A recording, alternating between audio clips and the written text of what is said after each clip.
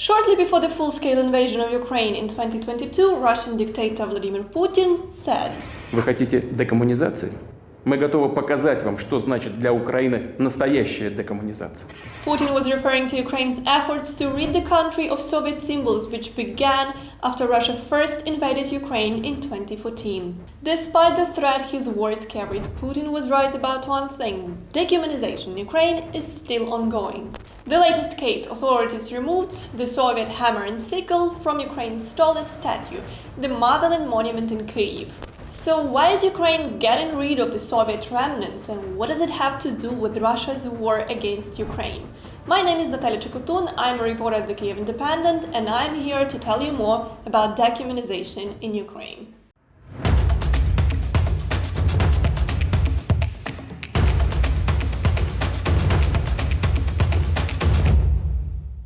This is the Motherland Monument in Kyiv, a 102-meter-high statue commemorating the Soviet victory in World War II. Built in 1981, it depicts a woman holding a sword and a shield bearing the coat of arms of the Soviet Union. During the Eurovision Song Contest in 2017, it was illuminated as if it was dressed in Ukrainian traditional clothes. And this year, on American Independence Day on the 4th of July, it was illuminated with the colors of American and Ukrainian flags. Yet the Soviet symbol on the statue's shield remains, despite the fact that in 2015, a year after Russia annexed Crimea and invaded the east of Ukraine, Kyiv banned Soviet symbols in a bid to break free from its repressive past. The Motherland Monument remained a rare exception, but as Russia began its full-scale invasion, the Soviet emblem on the Motherland Monument reignited a public debate. In a survey commissioned by Ukraine's Culture Ministry last year, 85% of respondents backed the replacement of the Soviet emblem with the Ukrainian trizub or trident, the country's coat of arms. The makeover is expected to be completed by the 24th of August, Ukraine's Independence Day. The monument is also expected to be renamed as the Mother Ukraine statue. Thus, it is given a new meaning instead of being toppled, unlike many other statues commemorating the Soviet Union. But did you know the removal of what statues actually started the whole dehumanization process?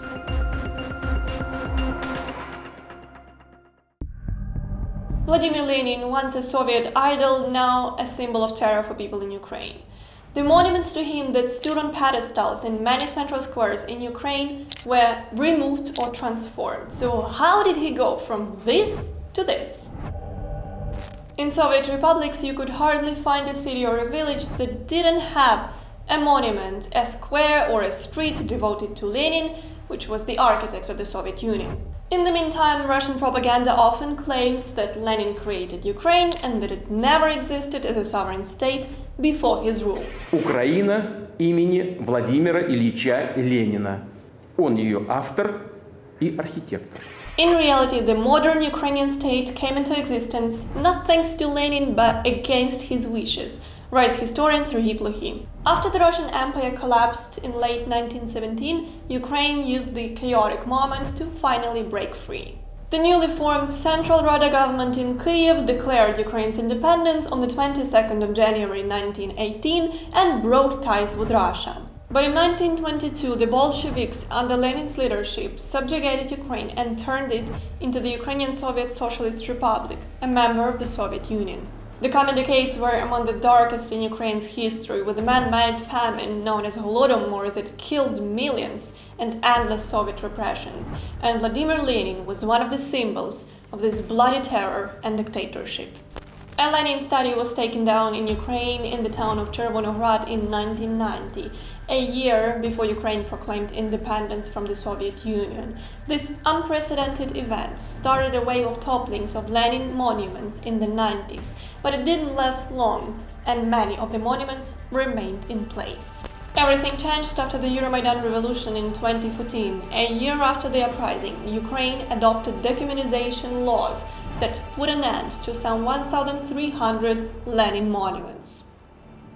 The same fate was shared by many other statues associated with the Soviet regime. For example, Felix Dzerzhinsky, the founder of the Soviet secret police, responsible for the repression and murder of countless Ukrainians. All monuments to a leading Soviet politician, Sergei Kirov. Some of the Soviet statues, including monuments to Lenin, were simply destroyed or melted down, while others ended up in private collections or museums, like this one in Odessa Oblast. Its collection includes some 130 monuments to Lenin, and there are similar open-air museums in Hungary, Lithuania, Latvia, and Bulgaria. Yet not all of the Soviet monuments have been removed from public space. Some of them, just like the Motherland Monument in Kyiv, have gotten a makeover and a new meaning. Up until last year, this 35-meter-high installation stretched over a park in downtown Kyiv was called People's Friendship Arch. And under this giant arch, there was a bronze statue depicting a Ukrainian and a Russian worker together holding the Soviet Order of Friendship of Peoples. Constructed by the Soviet government in 1982 to commemorate the 60th anniversary of the Soviet Union, this monument was meant to symbolize the friendship between Ukraine and Russia. But as Moscow invaded Ukraine in 2014, there was no question about friendship anymore. In 2018, human rights activists painted a crack on the arch to draw attention to the fate of Ukrainians illegally imprisoned by Russia for political reasons. And last year, when Russia started its full-scale invasion of Ukraine, the arch installation was renamed to the Arch of Freedom of the Ukrainian People. The 8-meter bronze statue depicting the two workers next to the arch was dismantled soon after. The same fate has been shared by many statues commemorating Red Army soldiers. They have been removed in Ukraine and in other former Soviet republics.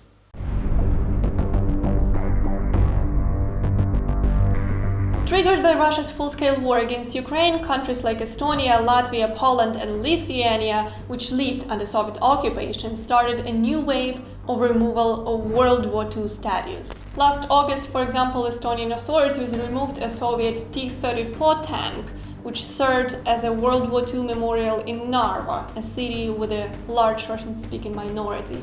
The tank was taken to the Estonian War Museum. Lithuania dismantled a major Soviet monument to Red Army soldiers at the anti-communist cemetery in Vilnius last December. It happened despite calls from the United Nations to put the operation on hold, after it received a petition signed by several people who called themselves ethnic Russians. In August last year, Latvia toppled an 80-meter obelisk commemorating the Red Army's victory over Nazi Germany, despite protests from the Russian minority. The Riga City Council issued a statement calling the monument an ideologically charged symbol of the totalitarian regime of the Soviet Union and the Soviet Army, which could polarize the society, while Russia, as the heir of the Soviet Union, is waging the war against Ukraine. Russian special services wanted to use the memorials to stir up tensions in Estonia, said Foreign Minister Urmas Reinsalu. In addition, Putin has tried to wrap up the so-called special military operation with the legacy of World War II to increase Russian support for a protracted war and mobilization, the Institute for the Study of War believes. So statues symbolizing Soviet occupation, which are now also associated with Russia's war against Ukraine, are now being taken down in countries across Europe. Yet when it comes to decommunization, it's not only about taking down or renaming monuments.